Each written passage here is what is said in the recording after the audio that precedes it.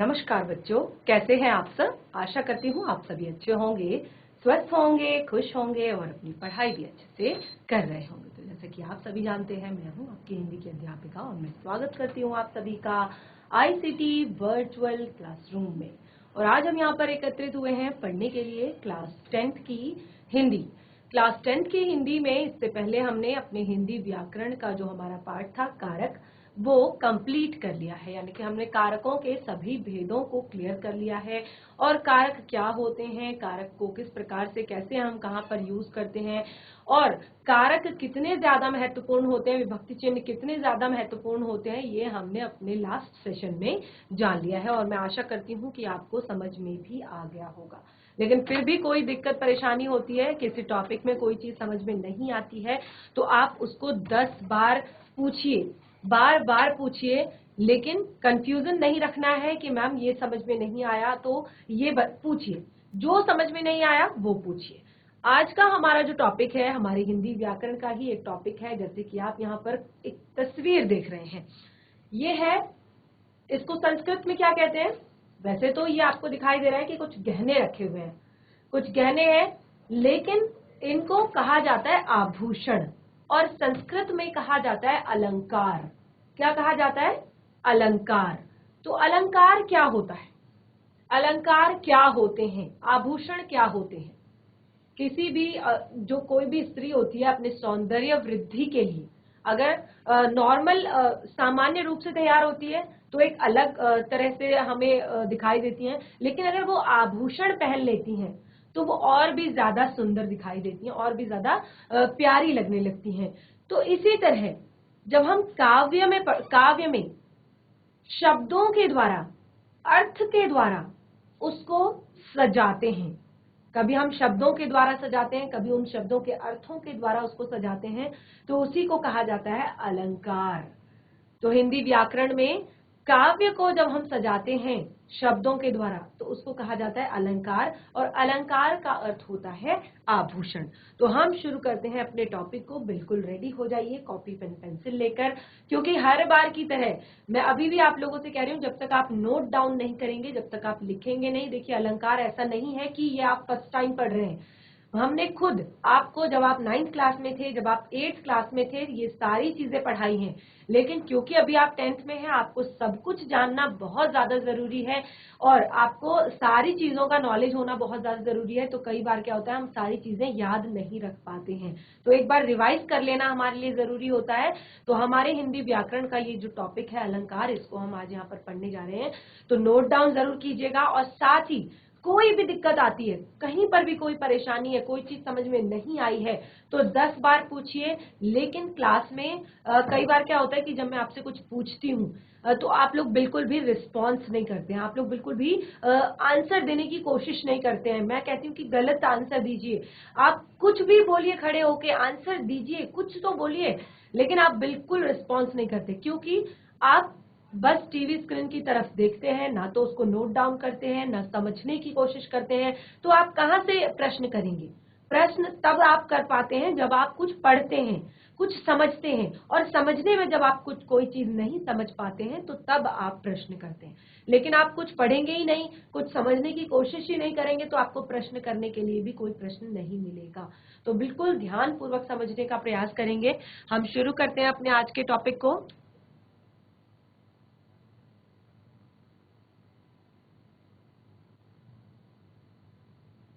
तो हमारा आज का टॉपिक है अलंकार। जैसे कि मैंने आपको यहाँ पर कुछ चित्र में दिखाए थे आभूषण। तो अलंकार का शाब्दिक अर्थ ही होता है आभूषण। ठीक है, अलंकार का जो शाब्दिक अर्थ होता है वही होता है आभूषण। तो इसीलिए सबसे पहले हमने आभूषण से ही स्टार्ट किया था। अब अलंकार क्या होता है उसके बारे में थोड़ा सा जान लेते हैं।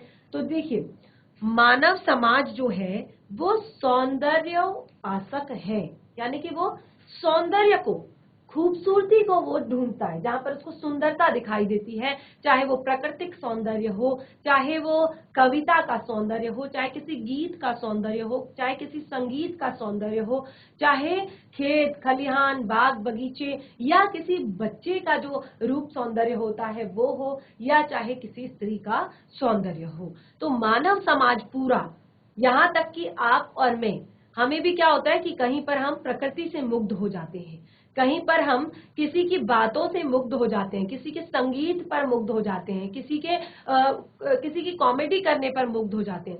तो सुंदरता यानी कि सौंदर्य की जो सुंदरता है उसका उपासक है ये मानव समाज, और इसी की प्रवृत्ति ने अलंकारों को जन्म दिया। क्योंकि क्या होता है कि कोई भी इंसान अच्छा दिखने के लिए और अच्छा करने के लिए क्या करता है, अलंकारों का प्रयोग करता है, अलंकारों का प्रयोग करता है, आभूषणों का प्रयोग करता है। और अगर वो गीत गा रहा है, अगर वो कविता पढ़ रहा है, अगर वो प्रकृति के बारे में बता रहा है, तो वो उसमें अपने शब्दों का आभूषण डालने की कोशिश करता है, शब्दों का अलंकार डालने की कोशिश करता है। तो जिस प्रकार शरीर की सुंदरता को बढ़ाने के लिए, अपने चेहरे की सुंदरता को बढ़ाने के लिए मनुष्य भिन्न भिन्न प्रकार के, अलग अलग प्रकार के आभूषणों का प्रयोग करता है, अलग अलग प्रकार के आभूषणों को यूज करता है, बिल्कुल उसी प्रकार एक कवि अपनी कविता को सुंदर बनाने के लिए, या कोई भी व्यक्ति अपनी भाषा को सुंदर बनाने के लिए अलंकारों का सृजन करता है, अपनी भाषा को एक महत्व देने के लिए, एक अपनी भाषा की इंपॉर्टेंस को बढ़ाने के लिए, कि मैं अगर किसी को कुछ बोलूं तो वो उसको प्रभावी लगे, उसको इफेक्टिव लगे, तो उसके लिए क्या करता है, वो अलंकारों का सृजन करता है, अलंकारों को बनाता है। तो यही अलंकार होते हैं।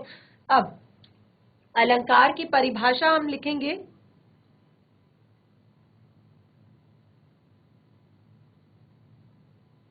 क्या होता है अलंकार? चलिए इसको नोट डाउन कीजिए, इसको जरूर नोट डाउन करेंगे। देखिए, तो जैसे कि हमने कहा कि किसी भी कोई भी मनुष्य अपनी शरीर की सौंदर्य को बढ़ाने के लिए, सुंदरता को बढ़ाने के लिए आभूषणों का प्रयोग करता है। तो एक कवि, जो कवि होता है, वो अपने काव्य की शोभा को बढ़ाने के लिए, काव्य की सुंदरता को बढ़ाने के लिए क्या करता है, शब्दों का प्रयोग करता है। तो काव्य की शोभा बढ़ाने वाले शब्दों को ही क्या कहते हैं, अलंकार कहते हैं। परिभाषा लिखेंगे, काव्य की शोभा बढ़ाने वाले शब्दों को अलंकार कहते हैं। तो जैसे कि मैं आपको कह रही हूँ कि ये जो टॉपिक है अलंकार, ये आप फर्स्ट टाइम नहीं पढ़ रहे हैं, क्योंकि ये जो टॉपिक है ये क्लास 9th में भी है और आपने पहले भी पढ़ा है। तो आप इसको बिल्कुल इसी तरह से, यहाँ पर जो हमने मेन चीजें पढ़ाई हैं, मेन चीजें हम यहाँ पर बता रहे हैं, बिल्कुल उसी तरह से नोट करेंगे, और कुछ जो एग्जाम्पल्स हैं वो खुद से आप लिखेंगे। जिस प्रकार नारी का सौंदर्य बढ़ाने के लिए आभूषण होते हैं, उसी प्रकार भाषा के सौंदर्य के उपकरणों को अलंकार कहते हैं। यानी कि जो भाषा के सौंदर्य के उपकरण होते हैं उन्हें अलंकार कहते हैं। इसीलिए कहा गया है, भूषण के बिना न सोहई कविता विनीता मित। यानी कि आभूषण के बिना ना तो कविता, ना कोई स्त्री और ना कोई कविता सुंदर नहीं हो सकती, सुंदर नहीं लग सकती। ठीक है, तो इसको आप नोट डाउन करेंगे। पहले जो परिभाषा हमने यहाँ पर लिखी है। अब देखिए, क्योंकि अलंकार जो होते हैं वो कई तरह के होते हैं, अलग अलग तरह के अलंकार होते हैं। कहीं पर शब्दों के माध्यम से काव्य की सुंदरता को बढ़ाया जाता है, कहीं पर उसके अर्थ के माध्यम से काव्य के सौंदर्य को बढ़ाया जाता है। तो उसी के आधार पर हमने अलंकारों के यहाँ पर भेद बताए हैं।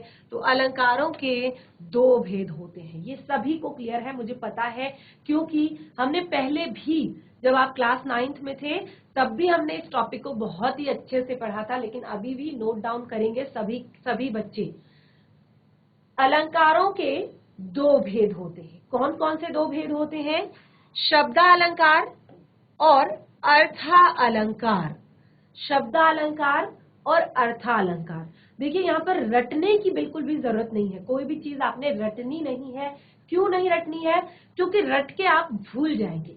कोई भी चीज को आप रटेंगे दिमाग में कि हाँ अर्थ अलंकार के दो भेद होते हैं, शब्दालंकार, अर्थालंकार, लेकिन आपको इन्हीं जो दो भेद है इन्हीं से सीखना है, इन्हीं से समझना है कि जहां पर शब्दों के द्वारा हम काव्य को सजाने की कोशिश करते हैं, शब्दों के द्वारा काव्य में चमत्कार उत्पन्न करने की कोशिश करते हैं, उसको शब्दालंकार कहते हैं। और जहां पर अर्थ के द्वारा हम काव्य को सजाने की कोशिश करते हैं वहां पर अर्थालंकार होता है।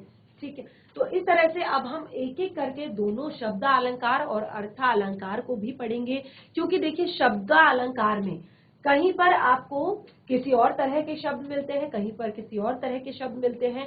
इसी कारण जो आपके शब्दालंकार है या अर्थालंकार है उनको भी आगे कुछ भागों में डिवाइड किया गया है। तो इसको एक बार हम पढ़ते हैं।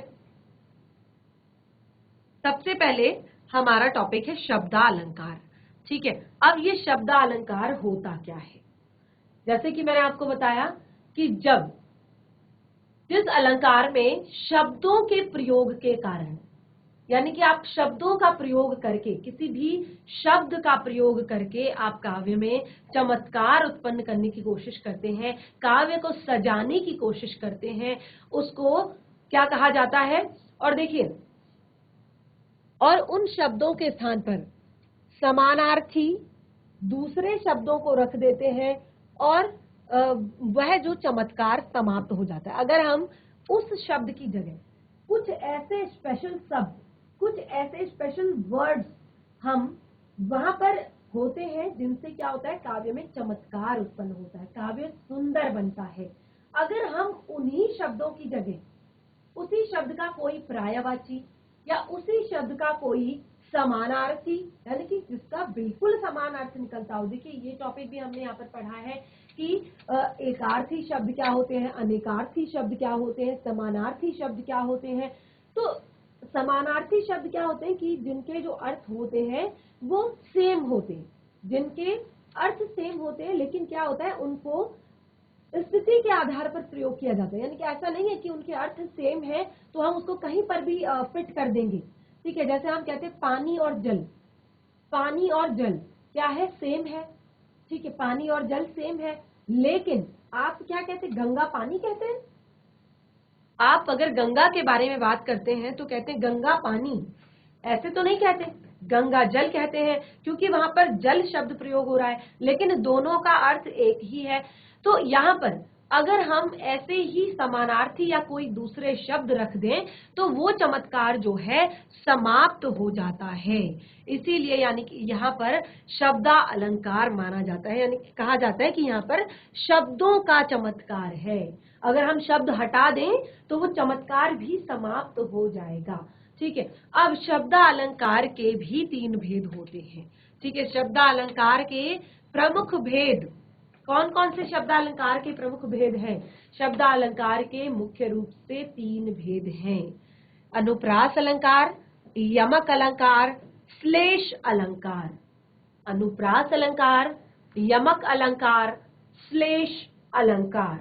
ठीक है, तो हमने यहाँ पर कहा कि हमारा जो यहाँ पर टॉपिक चल रहा है वो है शब्दालंकार, और शब्दालंकार में हमने कहा कि जहां पर शब्दों के माध्यम से काव्य को सजाया जाता है, जहां पर शब्दों के माध्यम से काव्य में चमत्कार उत्पन्न किया जाता है, उसको शब्दालंकार कहते हैं। और अगर उन शब्दों को वहां पर से हटा दें, उस जगह से हटा दें, तो क्या होता है कि वो चमत्कार जो है वो समाप्त हो जाता है। इसी से हमें पता चलता है कि यहाँ पर शब्दों का चमत्कार हो रहा है।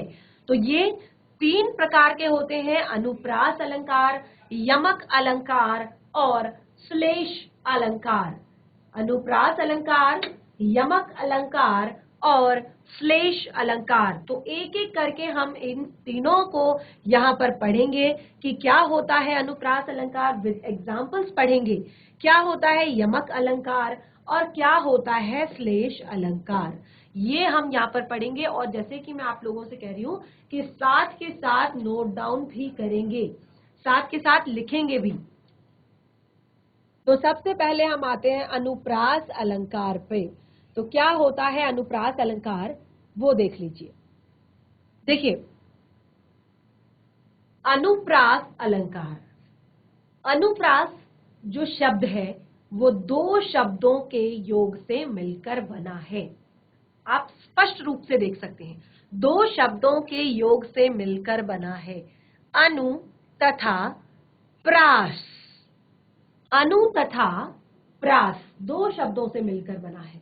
तो अनु का अर्थ होता है बार बार, अनुकरण होता है ना, जब आप प्रत्यय और उपसर्ग लिखते हैं तो क्या होता है, अनु का अर्थ होता है बार बार रिपीट होना, बार बार आना। प्रास का अर्थ है वर्ण। तो वर्ण भी आप सभी को क्लियर है, वर्ण क्या होता है, भाषा की सबसे छोटी इकाई क्या कहलाती है, वर्ण कहलाती है, जिससे कि ये सारे शब्द बने हुए हैं। ठीक है, अब वर्णों के कितने भेद होते हैं, टोटल वर्णों के 44 होते हैं, जिसमें से दो भेद होते हैं, स्वर और व्यंजन। स्वर होते हैं आपके 11, व्यंजन होते हैं आपके 33, और स्वर और व्यंजन मिलकर ही आपके ये शब्द यहाँ पर बनते हैं। ठीक है, तो अनुप्रास अलंकार, अनु का अर्थ होता है बार बार, प्रास का अर्थ होता है वर्ण। और देखिए, नोट डाउन जरूर करेंगे, नोट डाउन जरूर करेंगे। तो जहां पर स्वर की समानता के बिना भी, स्वर की समानता के बिना भी वर्णों की बार बार आवृत्ति होती है, यानी कि एक ही वर्ण की आवृत्ति एक से अधिक बार होती है, भले ही स्वर की समानता ना हो, भले ही बार बार अगर म वर्ण की आवृत्ति की बात है तो मन मन मन मन मन ना हो, अगर क वर्ण की आवृत्ति हो रही है तो कनक कनक कनक कनक ना हो, लेकिन वर्ण की आवृत्ति भी अगर एक से अधिक बार हो रही है तो वहां पर क्या होता है, इस अलंकार में यदि एक वर्ण एक से अधिक बार प्रयोग किया जाता है या बार बार प्रयोग किया जाता है तो उसे क्या कहते हैं, उसे हम कहते हैं अनुप्रास अलंकार। उसे क्या कहते हैं, अनुप्रास अलंकार। तो हम यहाँ पर अनुप्रास अलंकार जो अनुप्रास अलंकार के जो एग्जाम्पल्स हैं वो हम यहाँ पर लिखेंगे। ठीक है,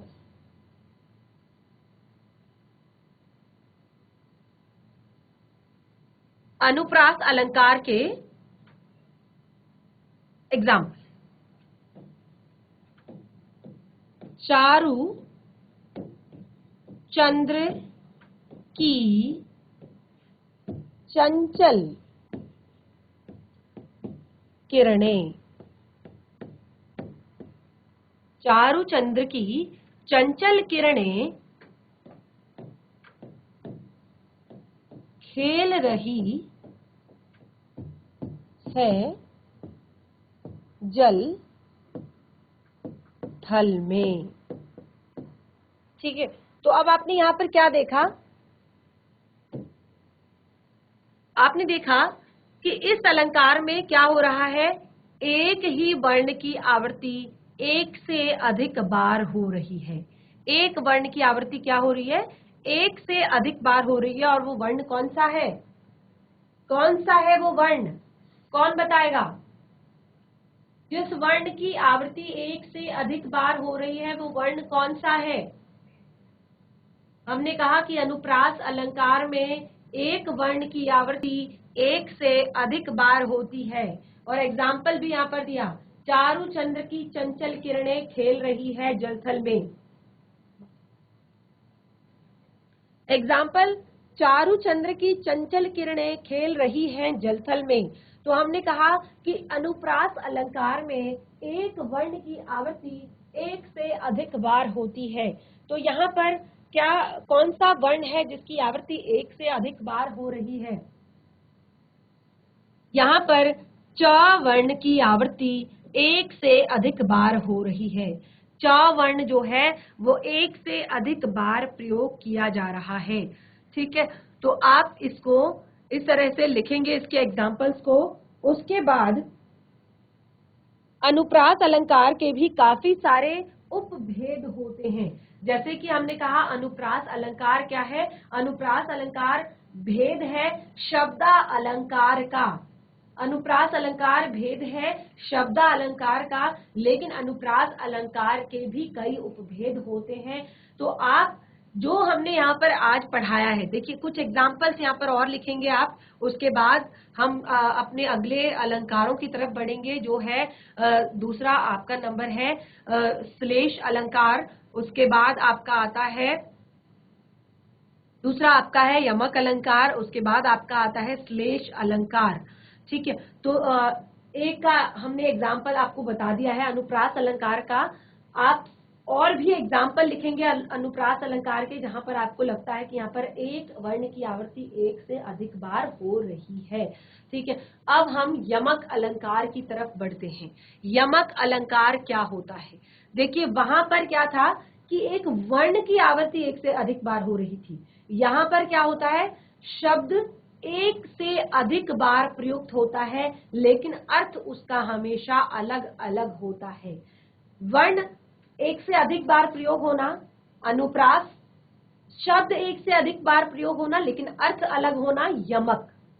यमक अलंकार जहां एक ही शब्द एक से अधिक बार प्रयुक्त हो लेकिन अर्थ हर बार भिन्न हो, यमक अलंकार कहलाता है।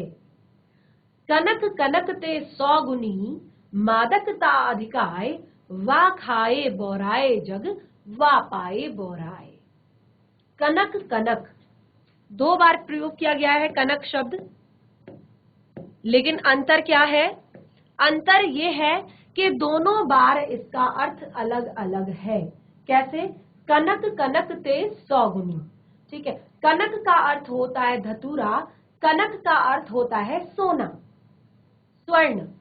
कनक का अर्थ होता है धतूरा, कनक का अर्थ होता है स्वर्ण यानी कि सोना। तो कनक कनक ते 100 गुनी, मादकता अधिकाय, वा खाए बोराए नर, वा पाए बोराए। तो सोना और धतूरा एक ऐसा नशा है, ऐसी मादकता है इसमें ऐसा नशा है कि जब एक को तो इंसान खा के बोरा जाता है, खा के उसके अंदर पागलपन आ जाता है, और एक को जिसको बहुत सारा केवल मिल जाए वो बोरा जाता है। यानी कि दोनों की जो मानसिक स्थिति है वो खराब हो जाती है मिलने से, एक को खाने से और एक को मिलने से। जिसके पास यानी कि बहुत सारा धन हो जाता है, बहुत सारे आभूषण होते हैं, तो वो क्या करता है फिर सामान्य लोगों को बिल्कुल पूछता ही नहीं है, देखता ही नहीं है, हमेशा अपने घमंड में रहता है, हमेशा अपने गर्व में रहता है, हमेशा कि मेरे पास इतना है, मेरे पास इतना है, मेरे पास इतना है। वो वैसे बोरा जाता है, और जो खा लेता है धतूरे को वो वैसे बोरा जाता है, क्योंकि उन दोनों में ही क्या है, मादकता बहुत ज्यादा है, नशा बहुत ज्यादा है दोनों का ही।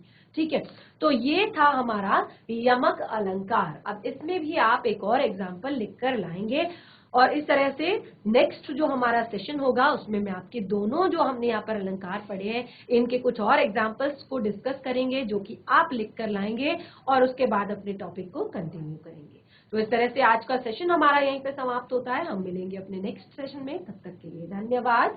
आपका दिन शुभ हो।